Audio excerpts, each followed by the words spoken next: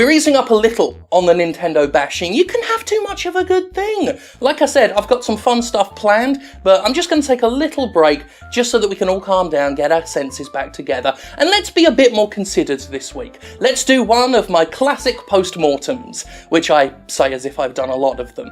Only ever did one last year for Battleborn. But we're doing another 2K game today, Evolve, which I've talked about a couple of times in the past, and it remains one of the most fascinating releases this generation, at least from a business standpoint. So let's look at the rise and fall of, well, it didn't really rise. Let's have a look at the fall of Evolve.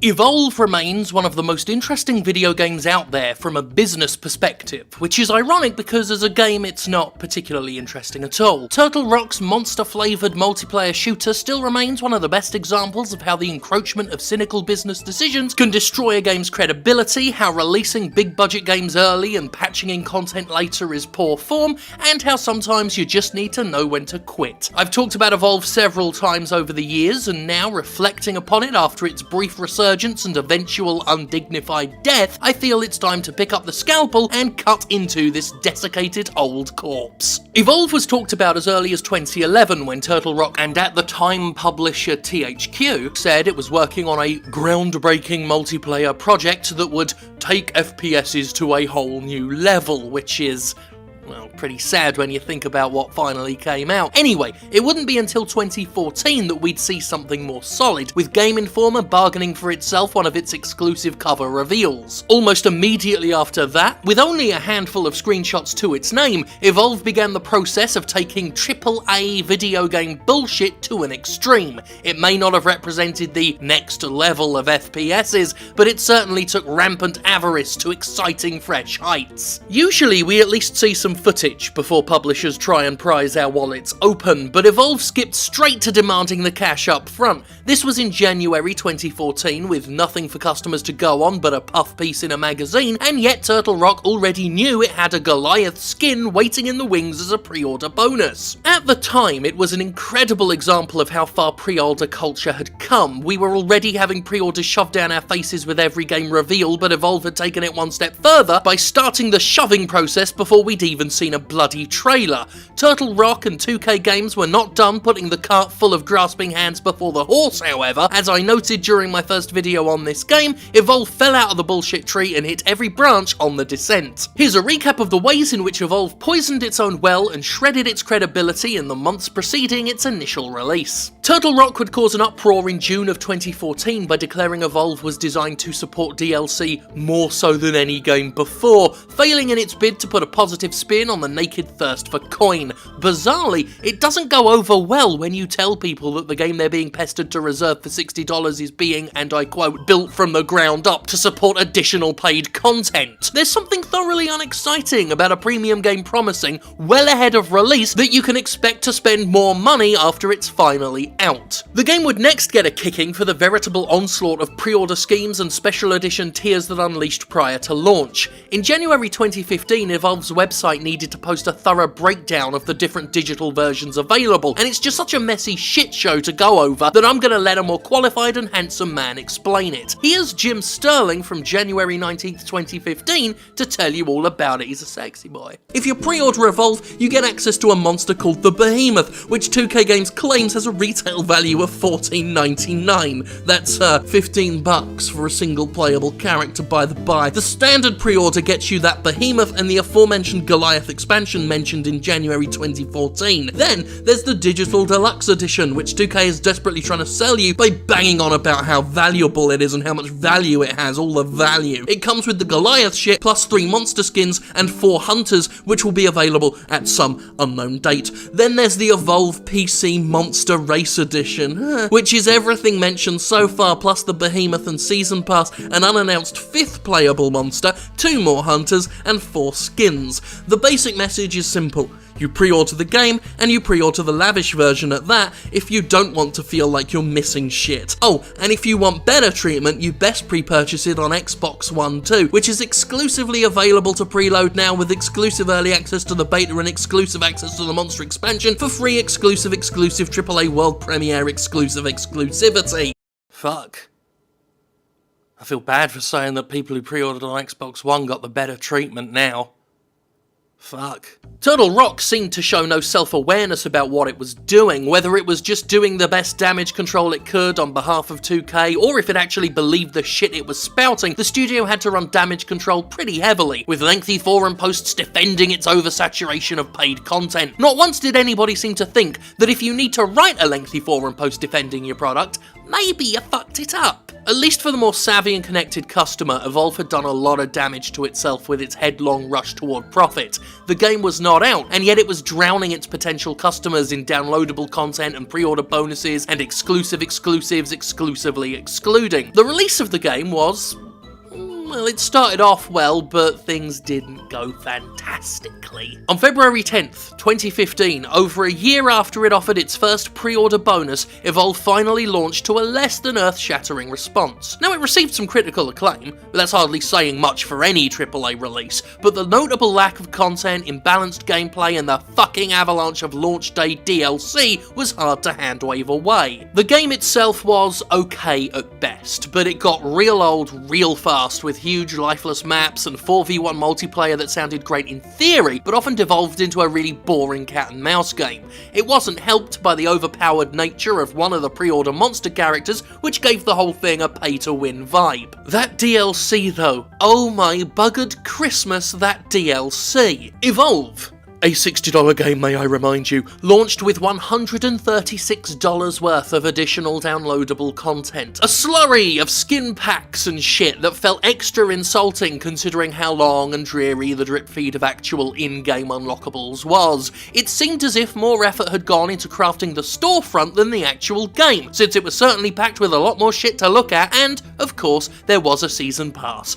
A season pass that actually didn't cover the vast majority of available content, because this is a 2K game, and also fuck you. After spending more time justifying its money lust than promoting the game itself, Turtle Rock and 2K Games all but confirmed that Evolve was a glorified shopping mall, a launching pad for the sale of further content on launch day, and it was tacky. So fucking tacky. Despite all this, the usual hype and aggressive marketing associated with the Ghost AAA space gave Evolve a decent debut. It released at number 1 in the UK charts and was outsold only by Majora's Mask 3D in the US during February. It fared a fuck-sight better than Battleborn did at the very least. However, despite a relatively strong start, player numbers hemorrhaged soon after, with Steam player counts dropping off exponentially over time. Once summer had rolled around, Evolve's audience base was not looking good. It couldn't crack Steam's top 100, and between June and August, the number of active players dropped from an unimpressive 600 to an abysmal 450.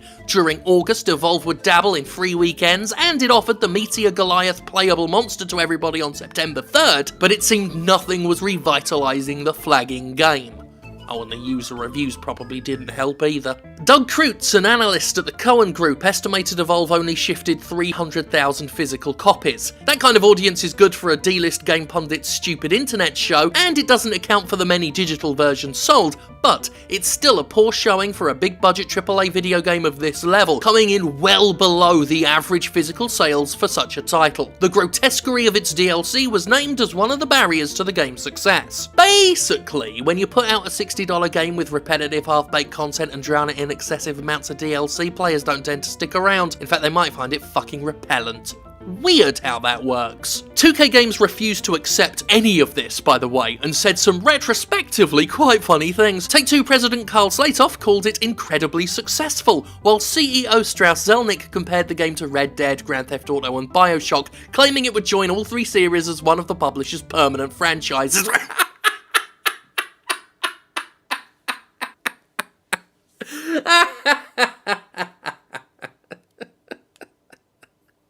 In the real world, the writing was on the wall and fairly obvious to anybody with eyes and a working brain. Barely anybody was playing this thing, which is lethal to a multiplayer-only game and really bad news for a company banking on season passes and extensive DLC. So it was, on September 6, 2016, that Evolve was torn down and rebuilt as Evolve Stage 2, a rebalanced experience that was completely free to play.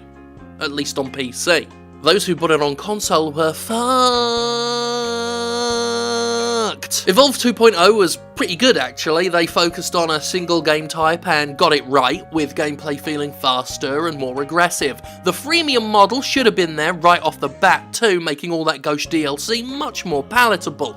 It was a dramatic and bold move on Turtle Rock's part, and an admirable one at that. It was a show of authenticity for a game that had been mired and undermined at every turn by pure, unfettered cynicism. That said, it wasn't a problem-free overhaul. The removal of certain modes and the changing of features upset some of the more long-term players, and the founder system for those who bought the game before it went free was not impressive, offering a relatively paltry sum of in-game currency and content for their support. Oh, and people had a ton of questions about the future of the game on Xbox One and PS4, because those who bought it on console were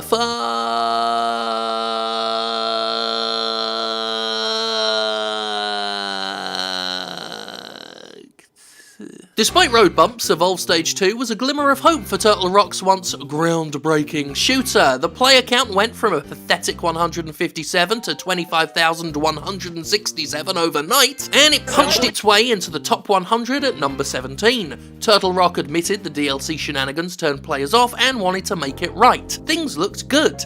And then things went not good. Despite accruing over 1 million new players after its free-to-play relaunch, Evolve was shotgunned in the face out behind the woodshed just over a month later. While servers remained online, official support for the game completely ceased, signifying the death knell of any release that focuses on continued online play. Not to mention a newly minted F2P one. In a final post, studio co-founder Chris Ashton lamented the constrictions of working for a publisher, revealing it was 2K Games' decision to abandon Evolve and that Turtle Rock's wish to continue improving and supporting it was not meant to be. And that was that, really. That was the tumultuous life of Evolve, from its underwhelming pre-order backed reveal in 2014 to its sudden and unceremonious fall 2 years later. And what's to be learned, if anything? Well, Evolve remains perhaps the finest example of what can happen when the wide-eyed drooling of publishers drowns a game. How overbearing business decisions that put quick returns ahead of everything else can cut a game's legs out from under it before it's even hit store shelves. Many AAA products can and do get away with greed-fueled excesses and wanton customer contempt, but this should be seen as a warning that it doesn't always work, and the result of fucking it up can be fatal. The failure of Evolve Stage 2 compounds this. In the video game industry, you only ever get one launch, one first impression,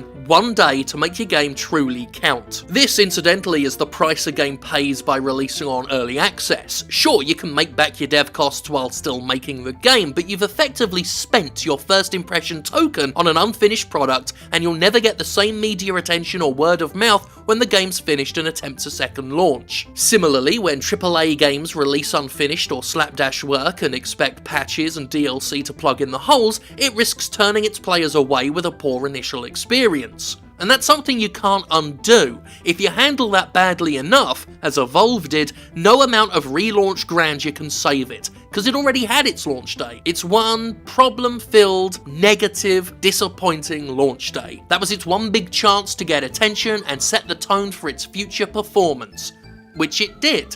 A terrible, sad performance. Despite my continued distaste for Evolve's cynical story, I do respect that Turtle Rock put in so much genuine effort to make the game successful, not just commercially but creatively. It was too little too late, but they put it in. It's a big thing to retool a game so dramatically and effectively admit you cocked it up the first time. Unfortunately, sometimes a fucked game is just a fucked game, and like those people who bought Evolve on console, this mishandled, mistreated little release was well and truly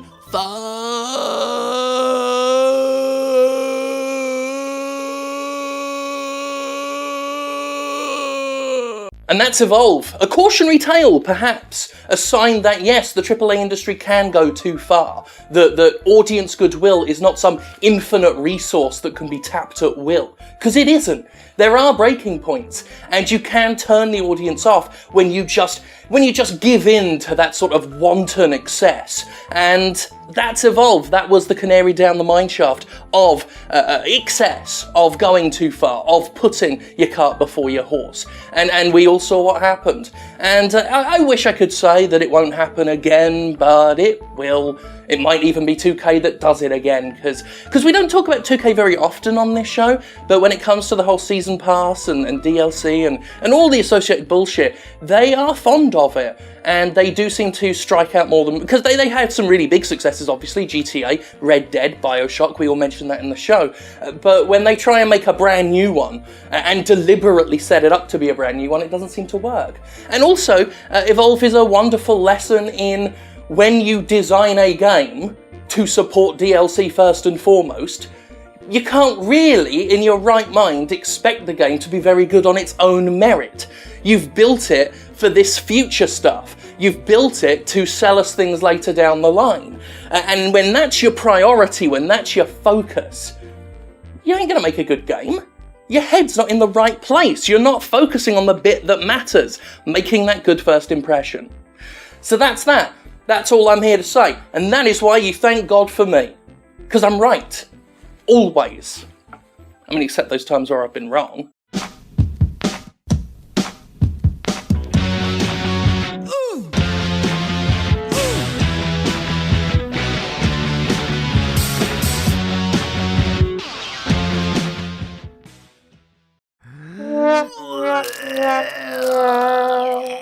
Oh, Ubisoft!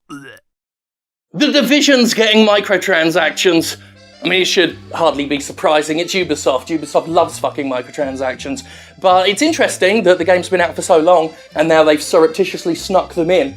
Not that they're calling them microtransactions. This is something I've been noticing in the game industry. They don't use that word anymore. They try and avoid it as best they can, as they still try and normalise the idea of microtransactions, while sidestepping all of the bad publicity associated with them. So they've mentioned a premium currency. You can get a premium currency in the Division, which of course is just for cosmetic items, which I've talked about in the past, and you can go look at previous episodes if you want to have that argument. The usual excuses are in play for these premium credits. We're providing more ways that players can express themselves and customise the look of their character. That's how it's always presented. It's choices. We're just offering choice. That's what makes our game so valuable. It's got bells on you cynical fucks. Just admit you want more money. I'd respect that a lot more. Anyway, that's it. Nothing groundbreaking. But this little sub-series is called Oh Ubisoft. We're rolling our eyes because we're not surprised. Oh Ubisoft. You fucking greedy fucks.